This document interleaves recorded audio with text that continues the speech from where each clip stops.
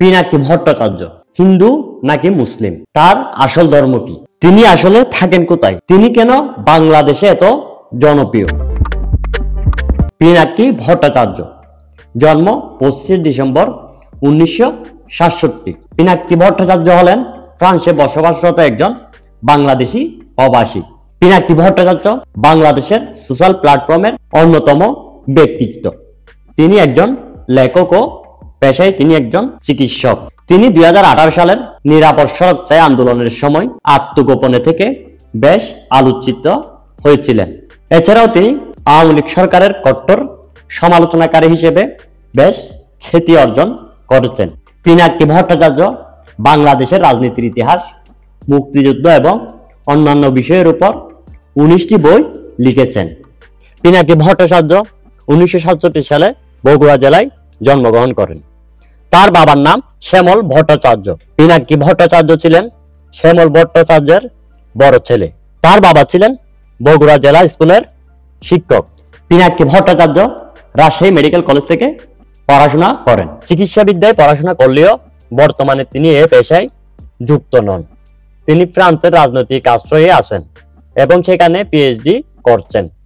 তিনি American international ইউনিভার্সিটিতে বাংলাদেশের একজন অতিথি শিক্ষক। সেখানে তিনি এনভায়রনমেন্টাল টক্সিকোলজি পড়াতেন। পিনাকি ভট্টাচার্যের স্ত্রীর নাম আঞ্জুমান আরা বেগম। আঞ্জুমান আরা বেগম একজন মুসলিম ধর্মের অনুসারী, আর পিনাকি ভট্টাচার্য হলেন একজন হিন্দু ধর্মের অনুসারী। আঞ্জুমান আরা বেগম ছিলেন পিনাকি ভট্টাচার্যের রাজশাহী মেডিকেল কলেজের সহপাঠী এবং তাদের একটি পুত্র সন্তানও রয়েছে। পিনাকি ভট্টাচার্যের পুত্রের নাম রুসেফ আঞ্জুমান শুভ। পিনাকি ভট্টাচার্য মূলত হিন্দু ধর্ম পালন করেন, তবে তিনি আদৌ হিন্দু কিনা তা নিয়ে অনেকে সন্দেহ প্রকাশ করেন, কেননা তিনি তার ভিডিওর বেশিরভাগ কথায় মুসলিম ধর্মের কিছু শব্দ ইউজ করেন যা হিন্দু ধর্মের লোকেরা ইউজ করে না।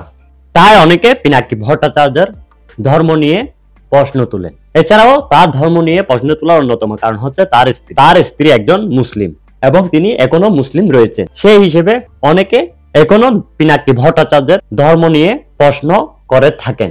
পিনাকি ভট্টাচার্যকে নিয়ে যে বিতর্ক রয়েছে, 2018 সালের শিক্ষার্থীদের আন্দোলন চলমান অবস্থায় আলোকচিত্রী শহীদুল আলমকে গ্রেপ্তার করেন পুলিশ। একই সময়ে সামরিক গোয়েন্দা সংস্থার কর্মকর্তারা পিনাকিকে ঢাকায় তাদের সদর দপ্তরে ডেকে পাঠান। কেন তাকে ডেকে পাঠানো হয়েছিল সে বিষয়ে তারা বিস্তারিত কিছু বলেননি। পিনাকি গোয়েন্দা কর্মকর্তাদের সাথে দেখা করতে না গিয়ে আত্মগোপনে চলে যান। গোয়েন্দা কর্মকর্তারা একাধিকবার পিনাকির বাসস্থান এবং অফিসে অভিযান চালিয়ে তাকে খুঁজেছিলেন। আত্মগোপনে থাকাকালীন সময়ে কর্তৃপক্ষ তার দেশ ছাড়ার উপর নিষেধাজ্ঞা জারি করে। এ সময় তিনি বন্ধুদের সহায়তায় দেশ ছাড়তে সমর্থন হন এবং 2019 সালের জানুয়ারিতে ব্যাংকক পৌঁছান পিনাকি ভট্টাচার্য। এর 2 মাস পরে তিনি ফ্রান্সে পৌঁছান এবং বর্তমানে তিনি ফ্রান্সে রাজনৈতিক আশ্রয়ে রয়েছেন। পিনাকি ভট্টাচার্য বাংলাদেশ কমিউনিস্ট পার্টির সাবেক সদস্য হয়ে বামপন্থী রাজনীতির সাথে জড়িত ছিলেন। বাংলাদেশের রাজনীতির ইতিহাস এবং অন্যান্য বিষয়ের উপর 18টি গ্রন্থ রচনা করেছেন পিনাকি ভট্টাচার্য। বর্তমানে তিনি একজন জনপ্রিয় অনলাইন অ্যাক্টিভিস্ট। ইউটিউব, ফেসবুক, টুইটারে সক্রিয়ভাবে আলোচনা করেন পিনাকি ভট্টাচার্য। ইউটিউবে তার 28 লক্ষাধিক এবং ফেসবুকে 14 লক্ষাধিক অনুসারী রয়েছেন।